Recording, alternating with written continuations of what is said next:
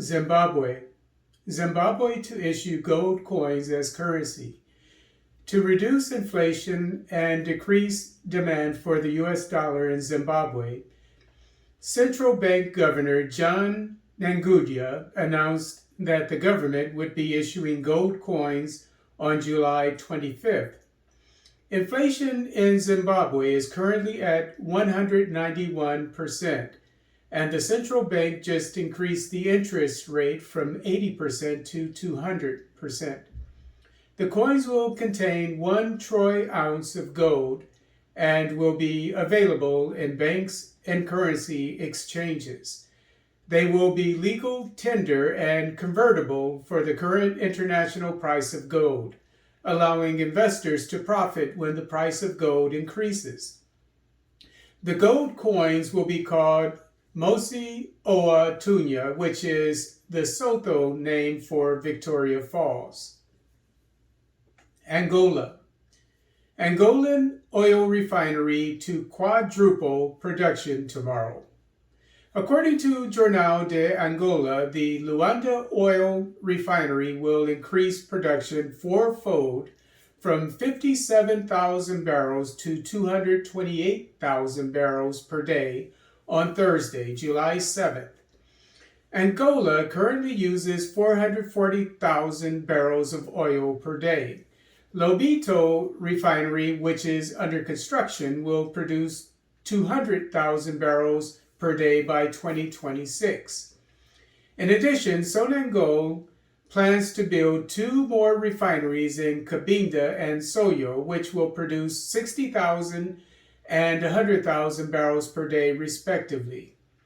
Cabinda refinery should be operational in 2024 and Soyo refinery should be up and running the following year.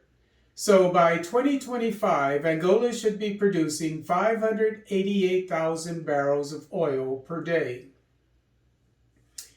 Zambia. Zambian Energy Minister to tour Angola's oil infrastructure this week. Zambia's Energy Minister Peter Chibwe Kapala will be on a 4-day tour of Angola's petroleum industry this week. Zambia has begun construction of a $5 billion oil pipeline that will start in the port town of Lobito, Angola, and end up in Lusaka, Zambia. The total distance of Lobito-Lusaka pipeline is 1,400 kilometers, 870 miles, and it will transport 100,000 barrels of oil per day. According to Jornal de Angola, Kapala will visit the Luanda refinery on Thursday, July 7th, to see firsthand the expansion work that should be completed by the time he arrives.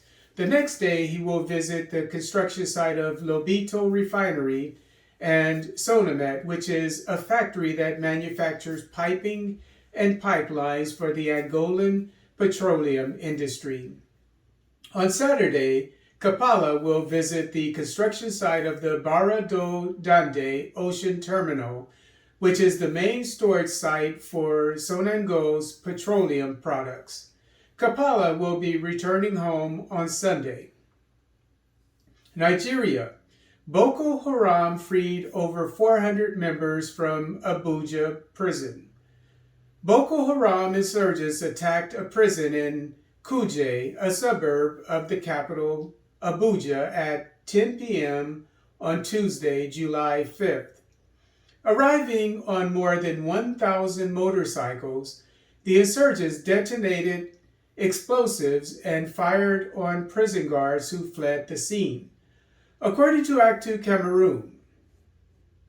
According to Reuters, 879 inmates fled the prison during the melee, but only 443 are still missing. Many of the prisoners turned themselves in, while others were found in the neighboring vegetation by security forces. According to Actu Cameroon, a leading security source said, quote, all the biggest terrorists, armed robbers, and kidnappers have escaped, unquote. Democratic Republic of Congo. DRC orders Chinese-owned Cobart mine to cease exports. The Congolese government has ordered marketing and export of the world's second largest cobalt mine, Tenke Fungurume Mine, TFM, to cease.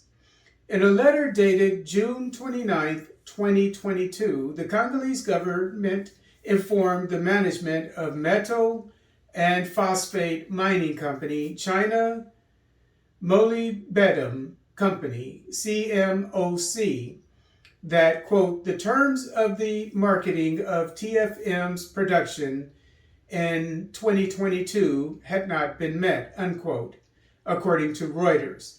In the letter, the government ordered CMOC, quote, to share all the information regarding its marketing and exports since January 1st within 24 hours, unquote.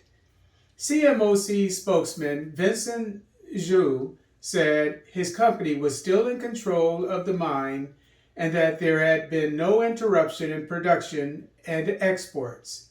According to Reuters, the Congolese government believes CMOC has understated its reserves at the mine to underpay royalties. CMOC owns 80% of TFM, while the DRC mining company Gécamines owns the remaining 20%.